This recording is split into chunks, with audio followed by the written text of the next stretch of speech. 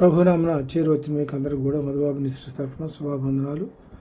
దేవుడు ఆత్మ కనుక ఆయన ఆరాధించేవాళ్ళం, ఆత్మతోనూ సత్యంతోనూ ఆరాధించుకుందాం. ఇవాళ పాఠ్యాంశం ఏంటంటే కీర్తనలు 121 అధ్యాయం 6వ వచనం.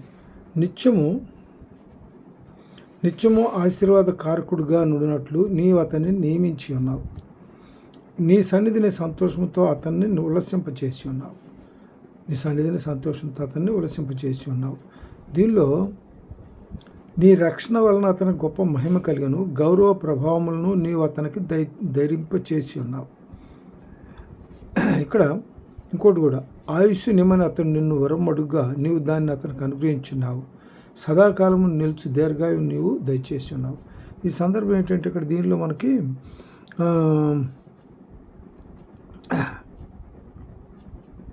యెషయా 38 అధ్యాయం 1-7 వచనాల్లో చూద్దాం. యెషయా 38 అధ్యాయం 1-7 వచనాల్లో ఇక్కడ ఎవరిని గురించి చెప్తాడంటే హిజ్కియాని గురించి చెప్తాడు.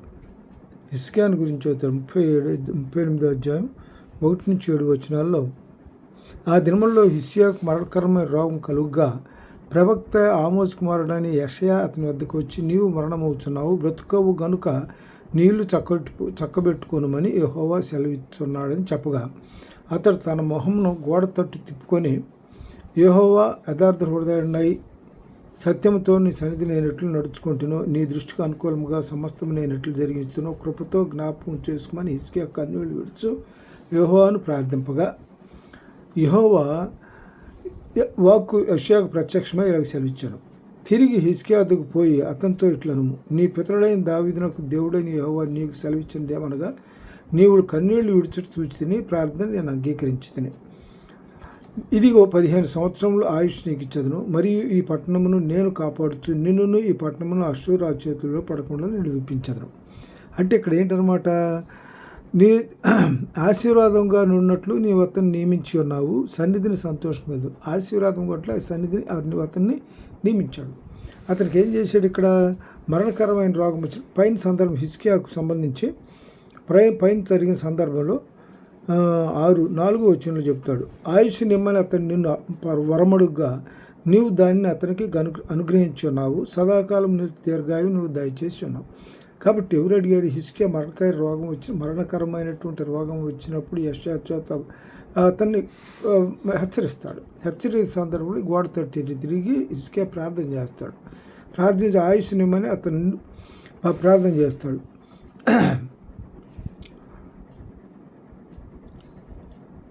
ప్రార్థన చేసినప్పుడు ఏం చేస్తాడంటే,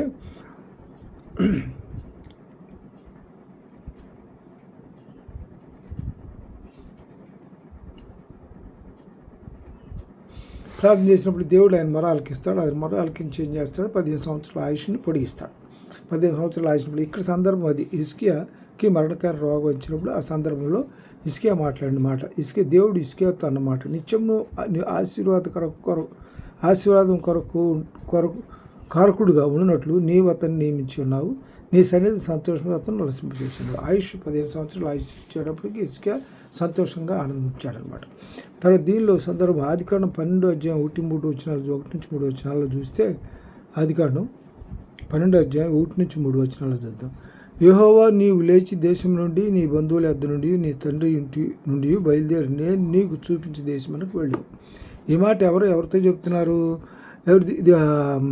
అబ్రహాంతో చెప్తున్నాడు. నిన్ను గొప్పగానం చేసి నిన్ను ఆశీర్వదించి నీ నామమును గొప్ప చేదును, నీవు ఆశీర్వాదంగా నుండు. నిన్ను ఆశీర్వదించు వారిని ఆశీర్వదించదు, నిన్ను దూషించు వారిని శపించదును.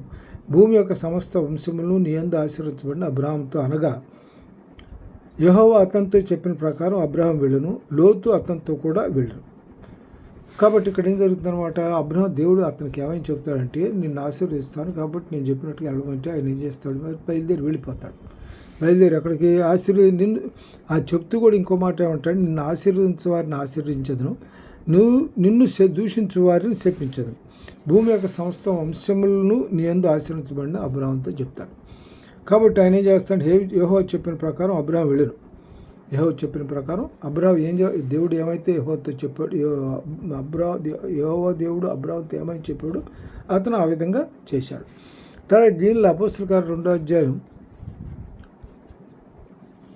అపోస్తుల కార్యం 2వ అధ్యాయంలో 25-28 వచనాలు, 25-28 వచనాలు, 2వ అధ్యాయం 25-28 వచనాలు. తన చోటికి పోవుట, అపోస్తుల కార్యం 2వ అధ్యాయం 25-28 వచనాలు. ఆయన గురించి దావీదు ఇట్లను: నేను ఎల్లప్పుడూ నా ఎదుట ప్రభువును చూచుంటిని, ఆయన నా కుడిపార్శ్వమున ఉన్నాడు కనుక నేను కదల్చబడను. కావున నా హృదయం ఉల్లసించుతున్నది. ఎందుకని ఉల్లసిస్తుంది? ప్రభు కుడిపార్శ్వం మీద ఈయన ఉన్నాడు కాబట్టి, దేవుడు దావీదు కూర్చున్నాడు కాబట్టి. అందుకని నా హృదయం ఉల్లసించను, నా నాలుక ఆనందించను, మరియు నా శరీరం కూడా నిరీక్షణ కలిగి నిలకడగా ఉండును. నీవు నా ఆత్మను పాతాళంలో విడిచిపెట్టవు, నీ పరిశుద్ధిని కుళ్ళిపట్ట నీవు. నాకు జీవమార్గమును తెలిపితివి, నీ దర్శనమును అనుగ్రహించి నన్ను ఉల్లాసంతో నింపెదు.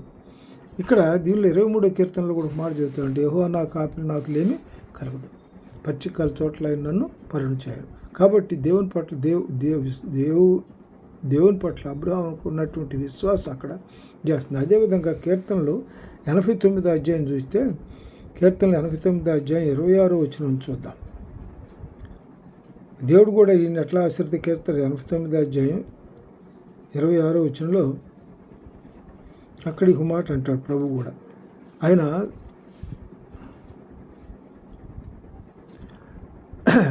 దావీదు దేవుడిని ఏమంటాడు, ఏమని ఉదాహరిస్తాడంటే, అన్ని సందర్భాల్లో నీవు నా తండ్రివి, నా దేవుడువు, నా రక్షణ దుర్గము అని అతడు నాకు మొరపెట్టను. ఎప్పుడు ఏ సందర్భంలో దేవుని మొరపెట్టినప్పుడల్లా నీవు నా దేవుడువు, నా రక్షణ దుర్గము అని అతడు నాకు మొరపెట్టను. అందువల్ల ఏంటంటే, అందుకు దేవుడు ఏం చేస్తాడు? కావున నేను అతన్ని నా జ్యేష్ఠ కుమారునిగా చేయుదును, భూరాజుల్లో అత్యున్నతునిగా నుంచెదను, నా కృప నిత్యము అతను తోడుగా చేసేదను, నా నిబంధన అతనితో స్థిరముగా నుండు. ఆ శాశ్వత కాలం వరకు అతని సంతానమును, ఆకాశం ఉన్నంత వరకు అతని సింహాసనము నేను నిలిపేదను. కాబట్టి ఎంతగా దేవుడు దావీదుని ఆశీర్వదించాడంటే, దేవుడు దేవుడిని నా తండ్రివి, నా దేవుడువు, నా యెహోవావు, నా రక్షణ దుర్గము దేవుణ్ణి మొరపెట్టుకునేవాడు.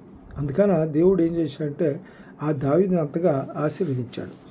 తర్వాత దీనిలో కీర్తనలు 16, 10, 11 చూద్దాం. కీర్తనలు 16వ అధ్యాయం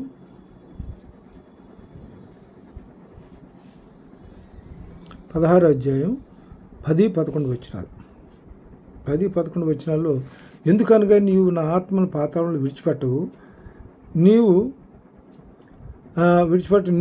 పరిశుద్ధుని కుళ్ళిపట్ట నీవు. జీవమార్గమును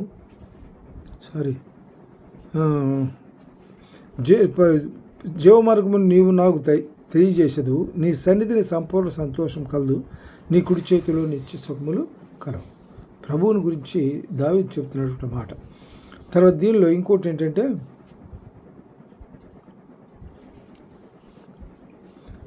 తర్వాత ఇంకో విషయం ఏంటంటే, రెండోదిగా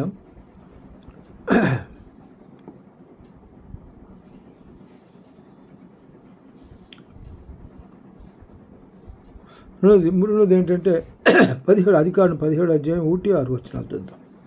ఆదికాండం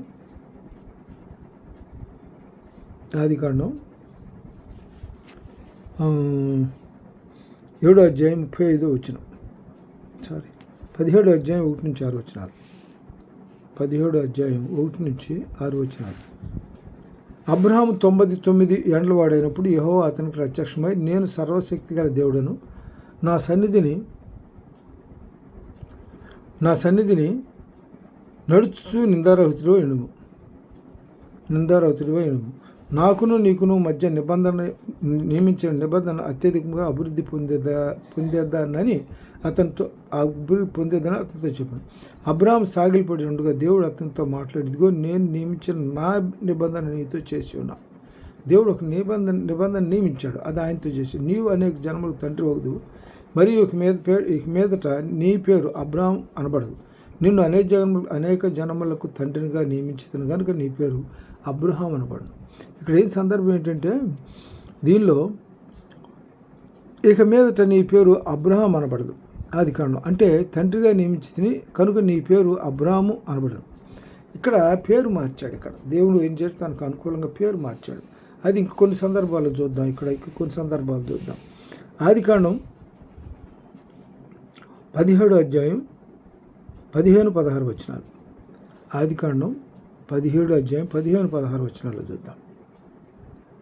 15-16 వచనాలు. మరియు దేవుడు నీ భార్య అని శారాయి పేరు శారాయి అనవద్దు, ఏలైనగా ఆమె పేరు శారా అంటే ఏంటంటే, నేను ఆమెను ఆశీర్వదించి ఆమె వలన నీకు కుమారులు కలుగజేసేదను, నేను ఆమెను ఆశీర్వదించదను, ఆమె జనములకు తల్లి అయి ఉండును, జనములు రాజులు ఆమె వలన కలుగుదరని అబ్రహాంతో చెప్పాను. అంటే ఆవిడ పేరు మార్చాడు, ఆమెను శారాయిని కాదు, శారాగా పేరు మార్చాడు. శారాగా పేరు మార్చిన దాన్ని బట్టి దాని ఉద్దేశం ఏంటంటే, నేను ఆమెను ఆశీర్వదించి ఆమె వలన నీకు కుమారులు కలుగజేసేదను, నేను ఆమెను ఆశీర్వదించదను, ఆమె జనములకు తల్లి అయి ఉండును, జనములు రాజులు ఆమె వలన కలుగుదరని అబ్రహాం చెప్పాడు. అంటే శారా అంటే జనములకు తల్లి, శారా అంటే జనములకి తల్లి. ఇక్కడ అబ్రహాం విషయంలో కూడా చెప్తుంటే ఆదికాండం దీనిలో నీ పేరు అబ్రహాం 1-6 వచనాల్లో, కనుక నీ పేరు అబ్రహాం అనబడును, అత్యధికముగా సంతానాభివృద్ధి కలుగజేసి నీలో నుండి జనములు వచ్చినట్లు నియమించును, రాజులను నీలో నుండి వచ్చాను, నేను నీ తర్వాత సంతానము దేవుడై ఉన్నట్లు నాకు నీకును నీ తరం వారికి తరములో నీ సంతతికి మధ్య నా నిబంధన నిత్యం స్థిరపరచదును.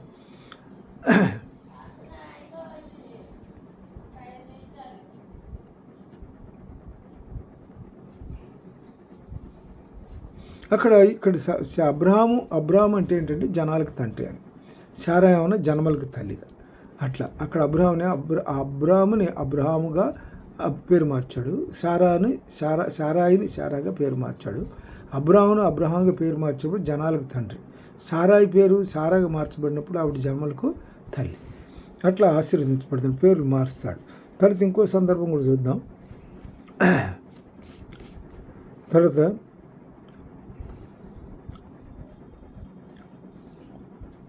ఇది ఆదికాండం 32 అధ్యాయం 28 వచనం చూద్దాం. ఇక్కడ యాకోబు పేరు కూడా ఆదికాండం 32 అధ్యాయం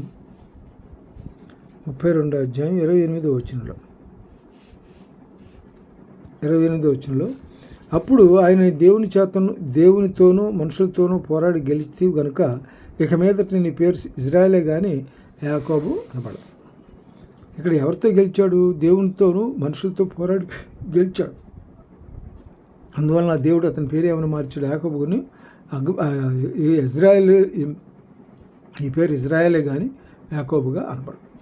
అందువలన ఇజ్రాయేల్ అనే పేరు దేవుడు అక్కడ మార్చాడు. ఇజ్రాయేల్ పేరు మార్చి ఇజ్రాయేల్కి ఆయన 12 మంది సంతానాన్ని ఇచ్చి 12 గోత్రాలుగా ఏర్పాటు చేసి 12 గోత్రకర్తలకు అధిపతిగా తండ్రిగా అతన్ని పేరు నియమించాడు అనమాట. అంటే ఇజ్రాయేల్ అంటే యాకోబు అంటేనేమన్నా, యాకోబు అంటే తానులో అంతకుముందు మోసగాడు అని అర్థం. యాకోబు ఏం చేస్తాడంటే దేవుడు ఇక్కడ తండ్రి అడుగుతాడు. యాకోబు ఎవరు? ఇస్సాకు తండ్రి, ఇస్సాకు కుమారుడు యాకోబు ఏశావు. తండ్రి అడుగుతాడు, వచ్చి అడిగినప్పుడు నీ పేరు ఏంటంటే నా పేరు యాసావు అంటాడు. ఏసావు ఎందుకంటే అతని నుంచి పొందటం కోసం, అతను దీవెనలు పొందటం కోసం యాకోబు పేరు చెప్పకుండా ఏసావు అని పేరు పెడతాడు. నోరు మాట చూస్తేనేమన్నా యాకోబు మాటలాగా ఉంది, శరీరం చూస్తేనేమన్నా ఏసావు శరీరంలాగా ఉందని అక్కడ అనుమానిస్తాడు. కానీ దేవుడు దాన్ని ప్రత్యేకంగా యాకోబు ప్రత్యేకంగా తీసుకోకుండా ఆశీర్వదిస్తాడు. అక్కడ అబద్ధం ఆడాడు. దాన్ని దృష్టిలో పెట్టుకుని అక్కడ దేవుడు ఏం చేస్తాడంటే నీ పేరేంటని అడుగుతాడు. నా పేరు యాకోబు అనే చెప్తాడు. అందువలన ఇక్కడ ఏం చేస్తాడంటే మీద నీ పేరు యాకోబు అనబడదు, ఇశ్రాయేల్గా పిలువబడతామని చెప్తాడు. తర్వాత ఇంకోటి ఏంటంటే సంఖ్యాకాండం 13-16లో, సంఖ్యాకాండం 13 అధ్యాయం 16 వచనంలో, 13 అధ్యాయం 16 వచనంలో కూడా ఏం చెప్తాడంటే చూద్దాం. ఇక్కడ దేశమును సంచరించి చూచుటకు మోషే పంపిన మనుషుల పేర్లు ఇవి. మోషే నూను కుమారుడైన హోషేకు యెహోషువ అని పేరు పెట్టాడు. ఇక్కడ యెహోషువ ఎవరంటే మోషే తర్వాత ఇజ్రాయెల్ జనాంగాన్ని నడిపినటువంటి నాయకుడు ఆయన. అందుకని ఇక్కడ ఏం చేశాడు, ఆయన పేరు నూను కుమారుడని హోషే, అతని పేరు హోషే అయితే ఈ మోషే ఏమని పేరు మార్చాడు, యెహోషువ అని పేరు పెట్టాడు. తర్వాత ఇక్కడ దీనిలో ఇంకో సందర్భం కూడా చూద్దాం. మత్తయి సువార్త 1వ అధ్యాయం 21-23 వచనాలు చూద్దాం. 21-23 వచనంలో తన ప్రజలను వారి పాపములని ఆయనే రక్షించను కనుక ఆయనకు యేసు, ప్రభు అయిన యేసు క్రీస్తుకి, క్రీస్తు అంటే యేసు అంటేనేమన్నా రక్షకుడు, క్రీస్తు అంటే అభిషేకింపబడినవాడని. తన ప్రజలను వారి పాపం నుండి ఆయనే రక్షించను కనుక ఆయనకు యేసు అని పేరు పెట్టబడింది. అదే కాకుండా ఇదిగో కన్య గర్భవతి కుమారుని కనును, ఆయనకి ఇమ్మానుయేల్ అని పేరు కూడా పెట్టబడదు. ఆయనకి ఇంకా పేర్లు ఉన్నాయి. ఆశ్చర్యకరుడు, ఆలోచనకర్త, బలవంతుడు, దేవుడు, నిశ్చయ సంగతి, సమాధానకర్త, అధిపతి అని దీనిలో యెహోషువలో 6వ అధ్యాయం 9వ అధ్యాయం 6వ వచనంలో చెప్తాడు. 9వ అధ్యాయం 6వ వచనంలో చెప్తాడు. కాబట్టి ఇట్లా ప్రభు యొక్క పేర్లు అనేకమైన పేర్లు ఉన్నాయి. ఆ యెహోవా రాఫా, యెహోవా ఇవి ఉన్నాయి కదా, దానిలో కొన్ని ఉన్నాయి, పేర్లు ఉన్నాయి. స్వస్థపరచు యెహోవా అని, కాపాడు యెహోవా అని, యెహోవా ఈరే అని ఇట్లా. తర్వాత దీనిలో ఇంకో వచనం ఏంటంటే, ఇంకో సందర్భం ఏంటంటే అపోస్తుల కార్యం 7వ అధ్యాయం 35వ వచనంలో అధికారిని గాను తీర్పరిని గాను నిన్ను నియమించిన వాడెవడని వారు నిరాకరించిన ఈ మోషేను అతని పొదలో కనబడిన దేవదూత ద్వారా దేవుడు అధికారిని గాను విమోచనగాను నియమించను. ఇక్కడ దీనిలో మొట్టమొదటి ఆశీర్వాదకారుగా ఉండటకు దేవుడు వీళ్ళని ఈ రకాలుగా నియమిస్తాడు, పేర్లు మారుస్తాడు, చేస్తుంటాడు. ఇక్కడ దీనిలో మోషేను ఏం చేశాడంటే అధికారిగాను అది అపోస్తల కార్యం 7వ అధ్యాయం 35వ వచనం చూద్దాం. అపోస్తల కార్యం 7వ అధ్యాయం 35వ వచనం. అపోస్తల కార్యం 7వ అధ్యాయం 35వ వచనంలో అధికారిని గాను తీర్పరిని గాను నియమించిన వాడెవడని వారు నిరాకరించిన ఈ మోషేను అతనికి పొదలో కనబడిన దేవదూత ద్వారా దేవుడు అధికారిని గాను విమోచకుని గాను నియమించి పంపాను. అయితే ఇక్కడ జరిగింది ఏంటంటే, ఈ సందర్భం దానికి ముందు సందర్భం ఒకసారి మనం ఆలోచిస్తే ఇక్కడ ఏం చేస్తాడంటే దేవుడు ఇక్కడ మోషే ఎక్కడ పుడతాడు? ఐగుప్తు దేశంలో ఫరో కుమార్తెకు కుమారుడిగా పుడతాడు. అక్కడ 40 సంవత్సరాలు ఐగుప్తులో ఉండి అన్ని విద్యలు నేర్చుకుంటాడు, బాగా అన్నింటిలో ప్రావీణ్యత సంపాదించుకుంటాడు. ఆ తర్వాత ఇక్కడ సందర్భం ఏంటంటే, ఇక్కడ దీనిలో ఈ వాక్యం చూద్దాం. దీనిలో ఈ వాక్యం ఏంటంటే నిర్గమకాండం 2వ అధ్యాయం 11-14 వచనాలు. నిర్గమకాండం 2వ అధ్యాయం 11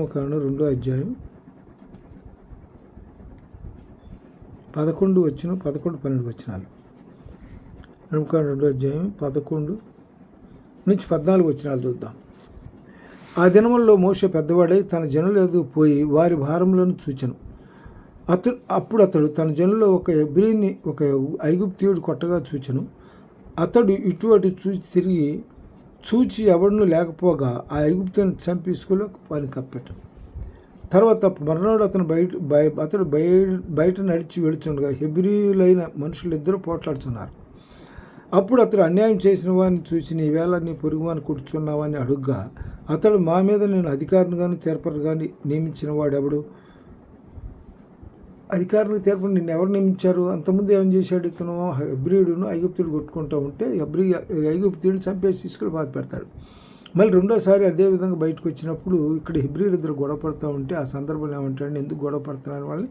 అప్పుడు బయటపడి వెళుచున్న హెబ్రీయులు మనుషులిద్దరు పోట్లాడుకుంటాడు. అప్పుడు అతడు అన్యాయం చేసిన వాణిని చూచి నీవేళ పొరుగువాని కూర్చున్నావు అని అడుగుగా అతడు మా మీద నిన్ను తీర్పరిగాను అధికారిని నియమించింది ఎవడు? కాబట్టి అధికారి ఎవరు నియమించాడు? ప్రభు అయిన యేసు క్రీస్తు ఆయన నియమించింది. అక్కడి నుంచి ఆ తర్వాత ఏం జరుగుతుందంటే ఈయన అక్కడి నుంచి ఏం చేస్తాడు? ఐగుప్తు నుంచి మిద్యానికి పారిపోతాడు. మిద్యాన్లో తండ్రి మామ ఇత్రో ఉంటాడు. ఇత్రో అక్కడ గొర్రెల కాపరిగా, ఇత్రో ఇంట్లో గొర్రెల కాపరిగా పనిచేస్తాడు. ఒక సందర్భంలో ఏమవుతుందంటే ఇక్కడ మండుచున్న పొద దగ్గరికి వస్తాడు. మండుచున్న నిర్గమకాండం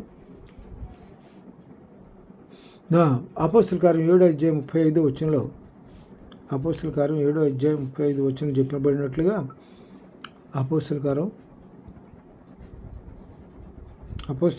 7వ అధ్యాయం 35వ వచనంలో చెప్పబడినట్లుగా 35వ అధ్యాయం వచ్చిన ఏం చెప్తున్నాడు? అధికారిని గాను తీర్పరిని గాను నిన్ను నియమించిన వాడెవడని వారు నిరాకరించిన. ఇక్కడ ఐగుప్తులో ఈ హెబ్రీయులు నిరాకరించినటువంటి మోషేని ప్రభు ఏం చేస్తా అంటే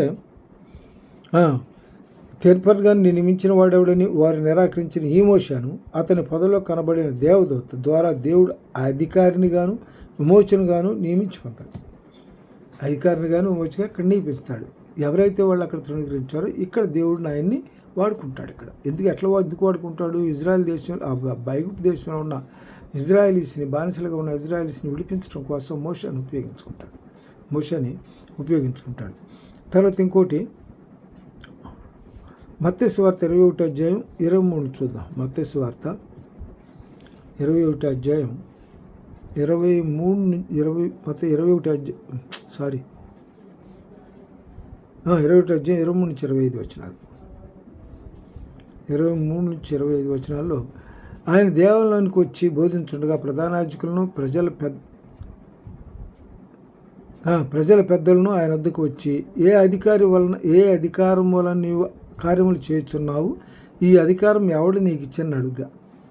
ఎందుకంటే ఇక్కడ ఏం చేశాడంటే అంతకుముందు 2 వచనాలు చూద్దాం.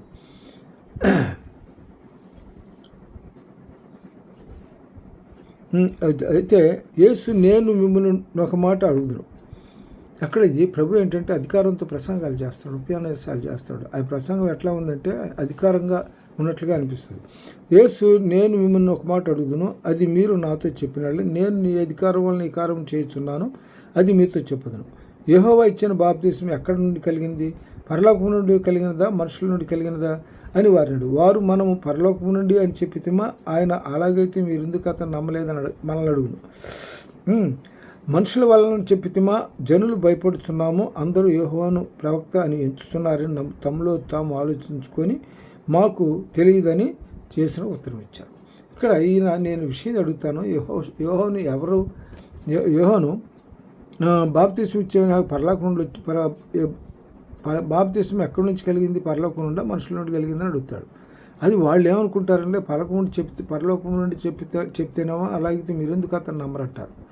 అదే ఇక్కడ ఈ సందర్భంలో కూడా ఇంకోటి ఏంటంటే యోహాను ప్రవక్తను మనుషులందరూ వలన చెప్పితిమా. ఈ యోహాను మనుషుల వలన చెప్పినని అందులో 2 మాటలు ఉన్నాయి. పరలోకం నుంచి కలిగిందా, ఈ మనుషుల వాళ్ళు కలిగి చెప్పినప్పుడు మనుషుల వాళ్ళు కలిగి చెప్పినట్లయితే జనులు భయపడతాం. అందువల్ల ఇక్కడ ఏంటంటే కానీ ఏ అధికారం వలన ఈ కార్యములు నేను చేస్తున్నానో అది నేను మీతో చెప్పను. కాబట్టి ఇక్కడ సందర్భం ఏంటనమాట, ఇక్కడ అధికారం దేవుడు వీళ్ళకి ఇచ్చిన అధికారాన్ని బట్టి ప్రభు మాట్లాడుతున్నాడు. తర్వాత ఇంకోటి ఏంటంటే ఇర్మియా 1 అధ్యాయం 5 వచనం చూద్దాం. ఇర్మియా 1 అధ్యాయం 25 అధ్యాయం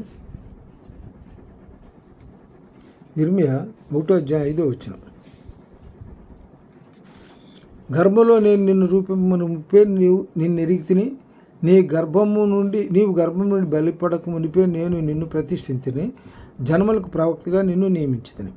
అంటే ప్రభువు ఎవరిని ఆయన పట్ల విశ్వాసం కలిగిన బిడ్డలు ఆయన నానా రకాలుగా ఉపయోగించుకుంటాడు. అందుకని ఇక్కడ గర్భంలో నేను నిన్ను మునిపే నిన్ను ఎరిగితిని, నీవు గర్భం నుండి బయలుపడక మునిపే నేను నిన్ను ప్రతిష్ఠించితిని, జనములకు ప్రవక్తలుగా నిన్ను నియమించుతాను. ఆయన బిడ్డను ఏం చేశాడు? జనాలకు ప్రవక్తగా నియమించాడు. ఇర్మియా ప్రవక్త అంటే ఇర్మియా విలాప ప్రవక్త అని అంటారు. ఇర్మియా ఎందుకు విలాప ప్రవక్త అవుతున్నాడంటే ఇజ్రాయెల్ జనాంగాన్ని మొత్తాన్ని కూడా బబులోన్ సామ్రాజ్యానికి బబులోనికి కొనిపోబడతాడు. బబులోన్ చక్రవర్తి ద్వారా అంటే నెబుకద్నెజర్ ద్వారా వీళ్ళందరినీ కూడా చెరపట్టబడతారు. 70 సంవత్సరాలు చెరలో ఉంటారు. వాడి విడుదల కోసం వాళ్ళ గురించి ఈ ఇర్మియా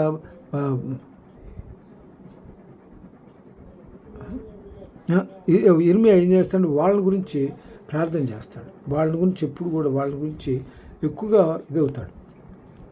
ఇర్మియా ఎక్కువగా వాళ్ళ గురించి వాళ్ళ చెరలో విడుదల గురించి వాళ్ళ గురించి ఎక్కువ ప్రార్థనలో గడుపుతాడు అన్నమాట.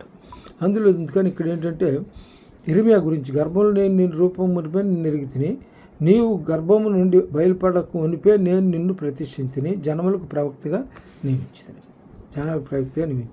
తర్వాత దీనిలో ఇంకోటి అంటే అపోస్తల కార్యం 2 అధ్యాయం 36-38 వచనాల్లో అపోస్తల కార్యం 2 అధ్యాయం 36-38 వచనాల్లో మీరు సిలువ వేసిన యేసునే దేవుడు ప్రభుగాను క్రీస్తునుగా నియమించాను. ఇది ఇశ్రాయేల్ వంశం అంతటికీ రూఢిగా తెలుసుకోవాల్సింది చెప్పాను. వారు ఆ మాట విని హృదయం నొచ్చుకొని ఇక్కడ ఏంటంటే ప్రభు అయిన క్రీస్తుని సిలువ వేస్తారు. ప్రభు సిలువ వేసిన సందర్భంగా వీళ్ళు ఏం చేస్తారంటే సిలువ వేసిన ఈ యేసునే దేవుడు ప్రభువుగాను క్రీస్తుగా నియమించాడు. ఇది ఇజ్రాయెల్ వంశమంతయు రూఢిగా తెలుసుకొనవాలని చెప్పాను. వారి ఈ మాటను విని హృదయంలో నొచ్చుకొని, సహోదరులారా మేమేమి చేతుమని పేతురు కడమ అపోస్తలుడు అడుగ్గా, పేతురు మీరు మారుమనసు పొంది పాపక్షమాపణ నిమిత్తం ప్రతివాడును యేసుక్రీస్తునామం బాప్తిసం పొందిడి, అప్పుడు మీరు పరిశుద్ధాత్మని వరమును పొందుతారు. ఎవరిని నియమించారు? వీళ్ళ రక్షణ కొరకు నిర్మించాడు. వీళ్ళు రక్షించడానికే ప్రభు వారి కొరకు నియమించబడ్డాడు. తర్వాత దీనిలో ఇంకోటి ఏంటంటే అపోస్తల కార్యం 5వ అధ్యాయం 31వ వచనం. అపోస్తల కార్యం 5వ అధ్యాయం 31వ వచనంలో ఇజ్రాయేలులకు మారు మనసు ప్రాపక్షమాపణ దయచేటికే దేవుడు ఆయన్ను అతిథిగాను రక్షకుగాను తన దక్షిణ హస్త బలం చేత హెచ్చించున్నాడు. అంటే ఇక్కడ ఇజ్రాయేలునకు మారు మనసు కలుగు చేయటం కోసమే దేవుడు వారికి పాప క్షమాపణ దయచేటికి దేవుడు ఆయన్ను అధిపతిగాను రక్షకునిగాను దక్షిణ బలం చేత హెచ్చించాడు. వాళ్ళని నియమించాడు వాళ్ళ కొరకే. దేనికి? వాళ్ళు మారు మనసు పొందడం కోసం, పాప క్షమాపణ పొందడం కోసం. ఇది మత్తయి సువార్త 4వ అధ్యాయం 17వ వచనంలో చూడండి. ఆయన బాప్తిసం పొందిన తర్వాత, రక్షణ పొందిన తర్వాత మత్తయి సువార్త 4వ అధ్యాయం 17వ వచనం చూద్దాం. అప్పటి నుంచి దీని ముందు ఒక వాక్యం చదువు.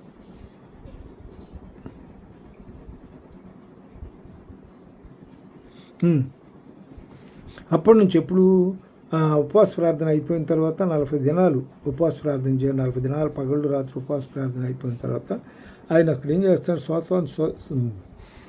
సాతాను చేత శోధించబడతాడు. ఆ తర్వాత అక్కడి నుంచి అది స్వాతంత్రం తప్పించుకొని బయటకు వచ్చిన తర్వాత అప్పటి నుంచి యేసు పరలోక రాజ్యం సమర్పించదు కనుక మారు మనసు పొందుడని చెప్పుచూ ప్రకటన మొదలుపెట్టాడు. మారు మనసు పొందాలి. మారు మనసు పొందడం కోసం ఈయన ఇక్కడ ఏం చేస్తాడంటే శోధింపబడతాడు. తర్వాత మారు మనసు కోసం మారు మనసు సమీపించడాన్ని పరలోక రాజ్యం సమీపించదు కనుక మారు మనసు పొందుడని చెప్పుచూ ప్రకటించు మొదలుపెట్టినాడు. తర్వాత దీనిలో ఇంకోటి అపోస్తల కార్యం 5:31 చూద్దాం. అపోస్తల కార్యం 5:31లో 5వ అధ్యాయం 31వ వచనంలో ఇజ్రాయేలుకు మారు మనసును పాపక్షమను దయచేయటకే దేవుడు ఆయన అధిపతిగాను రక్షకునిగాను నియమించాడు. ఇజ్రాయెల్లో మారు మనసు తీసుకురావడం కోసమే ఆయన ఇజ్రాయెల్కి పాపక్షమాపణ దయచేయడానికి దేవుడు ఆయన అధిపతినిగా వాళ్ళకి మీద నియమించాడు. తర్వాత దీనిలో ఇంకోటి ఏంటంటే అపోస్తల కార్యం 7వ అధ్యాయం 9 నుంచి 10 వచనాలు. అపోస్తల కార్యం 7వ అధ్యాయం 9 నుంచి 10 వచనాల్లో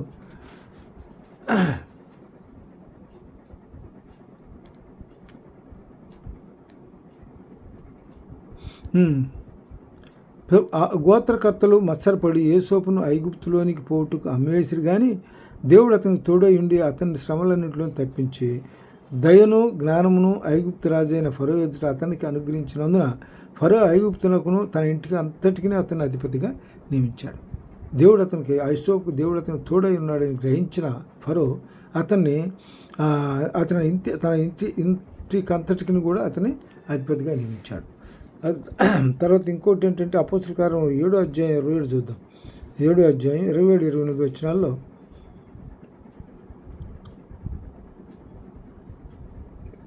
ఆయనను తనకు పొరుగువానికి అన్యాయం చేసిన వాడు మా మీద అధికారినిగా తీర్పరినిగాను నియమించిన వాడెవడు?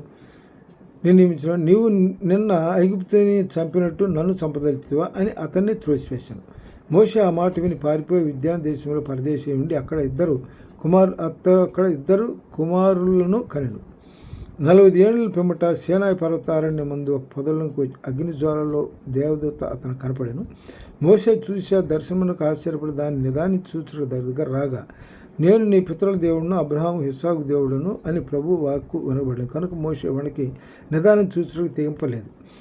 అందుకు ప్రభువు, నీ చెప్పులను విడుము, నీవు నిలిచి ఉన్న చోట పరిశుద్ధ భూమి.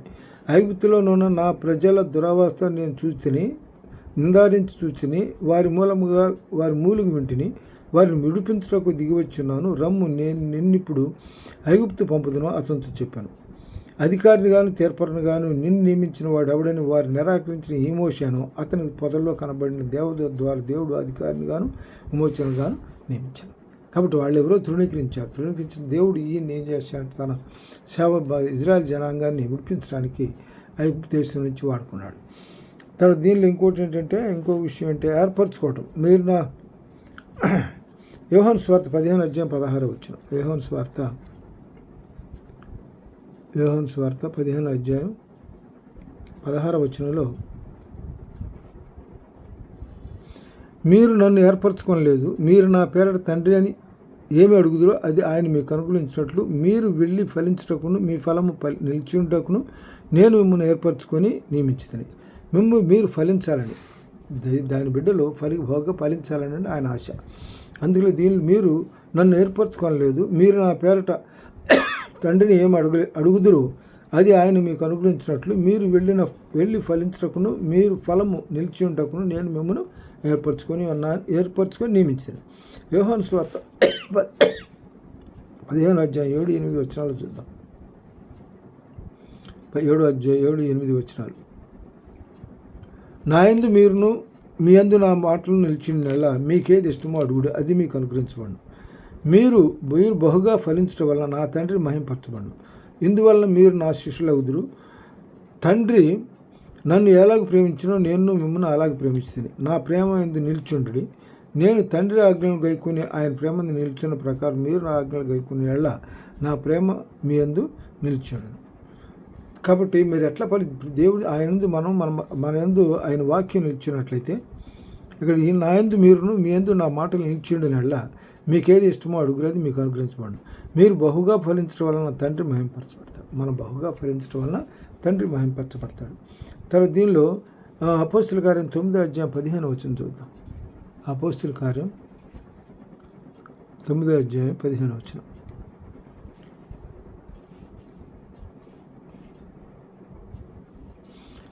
అందుకు ప్రభువు నువ్వు వెళ్ళుము, అన్ని జనుల ఎదుటను రాజుల ఎదుటను ఇజ్రాయేల్ ఎదుటను నా నామం భరించుటకు ఇతడు నేను ఏర్పరచుకునే సాధనమై ఉన్నాడు. ఇక్కడ సందర్భం ఏంటంటే పౌలుని గురించిన సందర్భం. దమస్కు పట్టణంలో పట్టబడిన తర్వాత అతను ఏం చేస్తాడంటే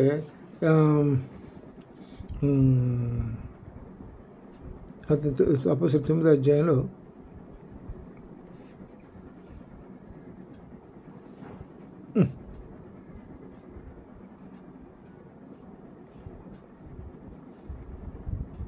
అక్కడ అననీయ అని ఉంటాడు. అననీయతో చెప్తాడనమాట.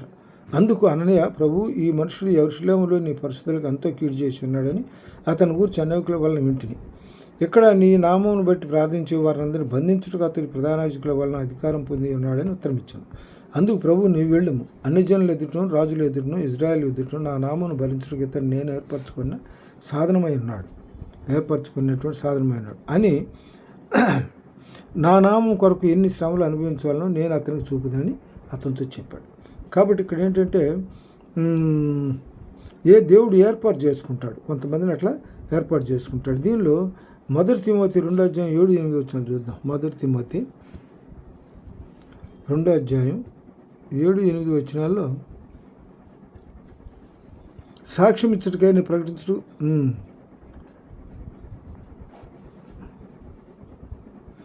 ఈ సాక్ష్యం ఇచ్చటికై నేను ప్రకటించువాడను గాను అపోస్తులుడు గాను విశ్వాస సత్యం విషయంలో అన్ని జనుల బోధకుడు గాను నియమించబడితిని. నేను సత్యమే చెప్తున్నాను, అబద్ధం ఆడట్లేదు. కావున ప్రతి స్థలమును పురుషుల కోపమును సంశయం లేని వారి పవిత్రమైన చేతిలో ప్రారంభం చేయమని కోరుచున్నాను. కాబట్టి ఇక్కడ ఏం చేస్తాడంటే అపోస్తులైన పౌలు ఈ సాక్ష్యం ఇచ్చటికై ప్రకటించువాడను గాను దేని గురించి సాక్ష్యం ఇచ్చడానికి ఈయన అందరి కొరకు విమోచన క్రయధనముగా తను తానే సమర్పించుకొనెను. దీని గురించిన సాక్ష్యం యుక్తకాలం ముందు ఇవ్వబడును. అంటే ఎవరు అందరి కొరకు విమోచన క్రయధనముగా తను తానే తను తానే సమర్పించుకున్నారు. ప్రభువైన యేసుక్రీస్తుని గురించే చెప్తున్నాడు అక్కడ. దీని గురించి సాక్ష్యం యుక్తకాలం ముందు ఇవ్వబడును. ఈ సాక్ష్యం ఇచ్చటికై నేను ప్రకటించిన వాడను గాను అపోస్తులుడు గాను విశ్వాస సత్యముల విషయంలో అన్ని జనులకు బోధకుడు గాను నియమించబడితిని. నేను సత్యమే చెప్తున్నాను కానీ అబద్ధం చెప్పట్లేదు. వాస్తవంగా ప్రభు జరిగిన అక్కడ ప్రభు సందర్భాన్ని బట్టి ఇక్కడ అతను నిజం చెప్తున్నాడు. తిమోతి అంటే ఎవరంటే పౌలు యొక్క శిష్యుడు. తిమోతి పౌలు యొక్క శిష్యుడు. పౌలు చెప్పిన బోధన ఏం చేస్తాడంటే అతను చెప్పిన ఏ బోధ చెప్పాడో ఆ బోధన విన్నది ఏదో అదే ఈయన కూడా ఉదాహరించాడు. తర్వాత దీనిలో ఇంకోటి ఏంటంటే యెషయా 27:6 చూద్దాం. యెషయా 27 అధ్యాయం 6వ వచనం.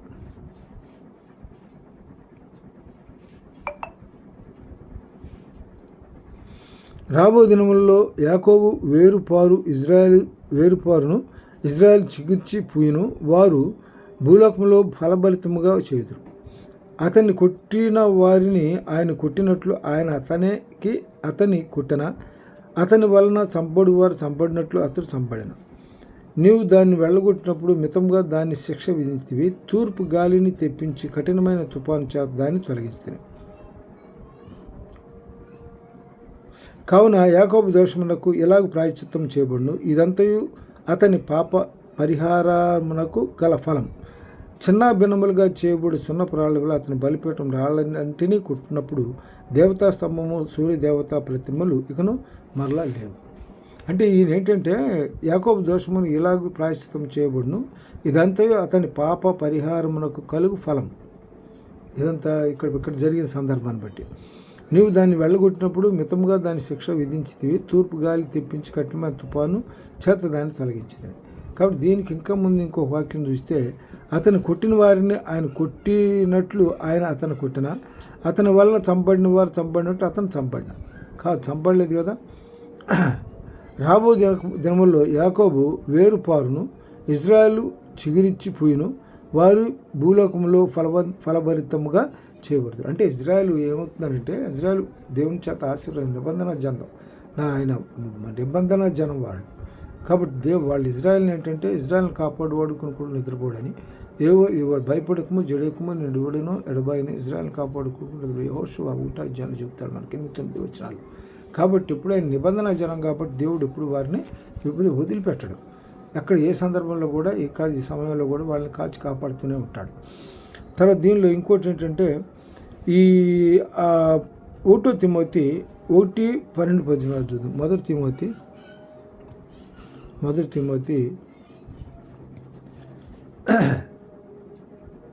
1వ అధ్యాయం 12-13 వచనాలు. పూర్వము దోషకుడును హింసకుడును హానికరుడైన నన్ను తన పరిచర్యకు నియమించి నమ్మకమైన వానిగా ఎంచినందున నన్ను బలపరిచిన మన ప్రభువైన యేసుక్రీస్తు కృతజ్ఞుడై ఉన్నాను. తెలియక అవిశ్వాసమని చేసి తిని కనుక కనికరింపబడతాను. వీడు చేసిన తప్పుకి ఏం చేశాడంటే తెలియక తప్పు చేశాడు కాబట్టి అతను ఎప్పుడైతే తన పాపాలను ఒప్పుకున్నాడో అతను కనికరింపబడ్డాడు. అది దీనిలో ఒక వాక్యం చూద్దాం. కనికరింపబడితిని. దీనిలో అపోస్తుల కార్యం 15వ అధ్యాయం 10వ వచనంలో అపోస్తుల కార్యం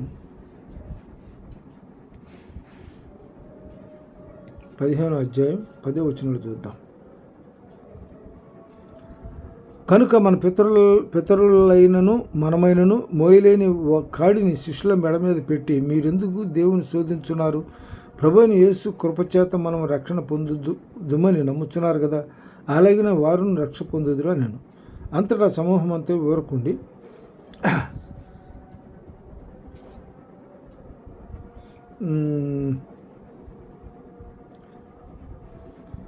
విశ్వాసం చేత కనికరింపబడ్డారు.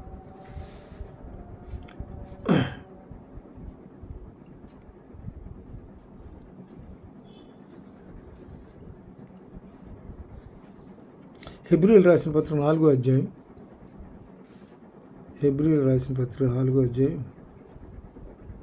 15-16 వచనాలు.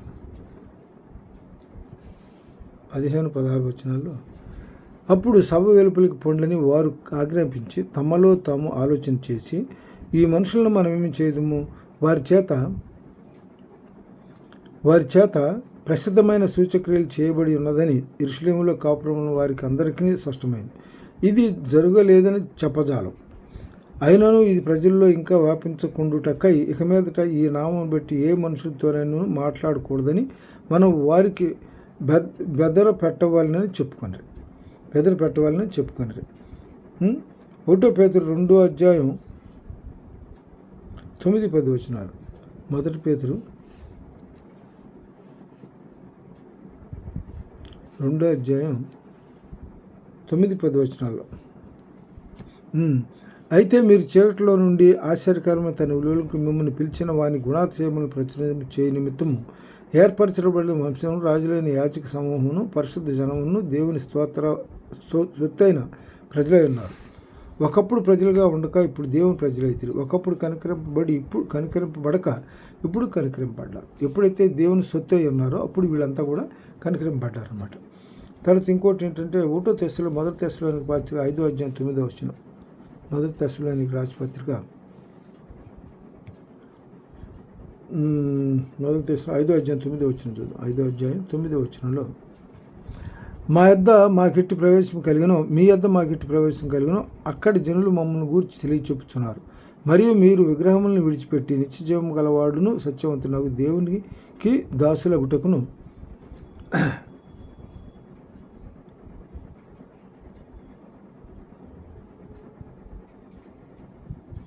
మొదటి అధ్యాయం మొదటి తెస్సలోనికి 5వ అధ్యాయం 9-10 వచనాలు.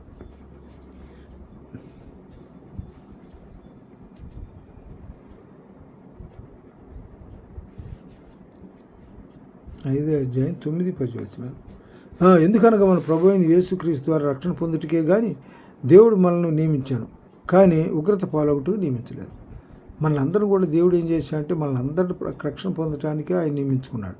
ఉగ్రత పాలవటానికి ఆయన నియమించుకోలేదు. మనం మేల్కొని ఉన్నాను, నిద్రపోతున్నాను, తనతో కూడా జీవించిన నిమిత్తం ఆయన మన కొరకు మృతి చెందారు. కాబట్టి దీనిలో మనకేంటంటే ఎందుకనగా మన ప్రభు అయిన యేసుక్రీస్తు ద్వారా రక్షణ పొందుటికే కానీ దేవుడు మనల్ని నియమించారు, కానీ ఉగ్రత పాలవటానికి మనల్ని దేవుడు ఏర్పాటు చేసుకోవాలి. అందుకే దీనికి సంబంధించి వాక్యం చూద్దాం. సామెతలు 16:4 చూద్దాం. సామెతలు 16వ అధ్యాయం 4-5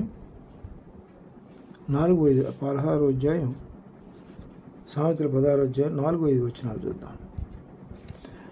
యెహోవా ప్రతి వస్తువును దాని పని నిమిత్తం కలుగజేసాను. నాశన దినమున ఆయన భక్తిహీనులను కలుగజేసాను. గర్వహృదయులందరూ యెహోవాకు హేయులు, నిశ్చయముగా వారు శిక్షణ అందుతారు. అంటే ఇక్కడ దీన్ని మనం ఉగ్రతకు అప్పగించబడాల, అయితే భక్తిహీనులు మాత్రం ఉగ్రతకు అప్పగించబడతారు. అదే దీన్ని చెబుతూ యెహోవా ప్రతి వస్తువును దాని పని నిమిత్తం కలుగజేసాను. అట్లాగే ప్రతి వస్తువు మన కొన్ని వస్తువులు దేనికైతే వాడటానికి ఉపయోగించుకుంటే ఆ వస్తువు దానికే ఉపయోగపడుతుంది, మరో దానికి ఉపయోగపడుతుంది. అట్లాగే యెహోవా ప్రతి వస్తువును దాని పని నిమిత్తం కలుగజేసాను. నాశన దినమునకు ఆయన భక్తిహీనులను కలుగజేసాను. నాశన దినముడు భక్తిహీనులని కలుగజేశాడు. అది తర్వాత గర్వహృదయులందరూ యెహోవాకు హేయులు, నిశ్చయంగా వారు శిక్షణ చూద్దరు. గర్వహృదయులు వీళ్ళు ఎవరంటే దుష్టులు, దుర్మార్గులు, అబద్ధికులు, మోసగాళ్ళకు ఆయన అసహించుకుంటాడంట. అందుకే గర్వహృదయాలందరూ కూడా యెహోవాకు హేయులు, నిశ్చయంగా వారు శిక్షణ అనిపిస్తారు. తర్వాత ఇంకోటి కూడా 41:4 సామెతలు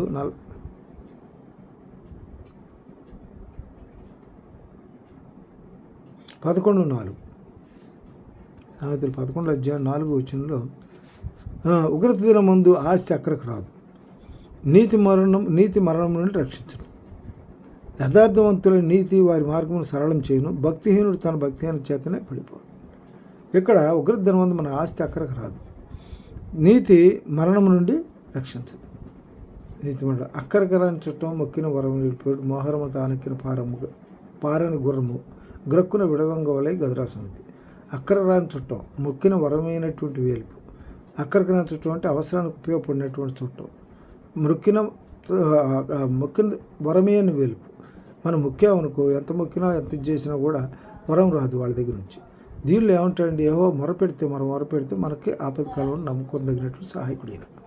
అందువలన ఇతర దేవతల వాళ్ళ విగ్రహాల వల్ల కాదు, కానీ మన దేవుడు నిజమైన జీవం కలిగిన దేవుడు, పరిశుద్ధుడు. అందువలన ఆయన మనం ఏది అడిగినా కూడా తప్పనిసరిగా మనకు ఆయన దయచేస్తాడు. తర్వాత దీనిలో ఇంకొక లాస్ట్గా 2 కొరింథీ 2:17 చూద్దాం. 2 కొరింథీయులు రాసిన పత్రిక 2 అధ్యాయం 17 వచనంలో, కావున ఇటు సంగతులకు చాలిన వాడెవడు? మేము దేవుని వాక్యమును కలిపి చెరిపిడి అనేకుల వలన ఉండక నిష్కాపుట్యము గలవారమును దేవుని వలన నియమబడిన వారమై ఉండి క్రీస్తునందు దేవుని ఎదుట బోధించున్నాం. దేవుని ఎదుట బోధించున్నాం. కాబట్టి ఇక్కడ ఏంటంటే దేవుడు ఎవరినైతే ఉపయోగించుకుంటాడో వాళ్ళు ఏం చేస్తాడంటే వాళ్ళని అతను ఉలసింపజేస్తాడు. ఒకటి తండ్రి అతన్ని నియమిస్తాడు. దేనికి? అనేక జనాలకు తండ్రిగా నియమిస్తాడు. తర్వాత అతను విమోచనగాను అధికారినిగాను విమోచకుడుగా కూడా నియమిస్తాడు. ప్రభు యేసువై ప్రభు అదే కదా, అధికారిగాను విమోచనగా ఆయన నియమించాడు. నిన్ను తర్వాత జనములకు ప్రవక్తగా నియమించాడు.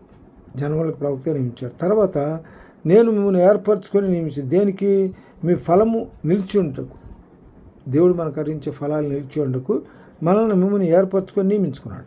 తర్వాత ఇంకోటి ఏంటంటే మనమంతా కనికరింపబడతాం. ఆయన యొక్క రక్షణ బట్టి మనమంతా కూడా ఉగ్రత పాలు కాకుండా ఆయన కనికరింపబడి సమయస్థం సహాయం కొరకు ఆయన వేడుకుంటాం. తర్వాత ఇంకోటి ఏంటంటే యేసుక్రీస్తు ద్వారా రక్షణ పొందుటకే దేవుడు మనల్ని నియమించను, కానీ ఉగ్రత పాలు చేయడానికి దేవుడు మనల్ని నియమించాలి. కాబట్టి కొద్ది వాక్యం దేవుడు తన వెనుకలో దీవించను గాక.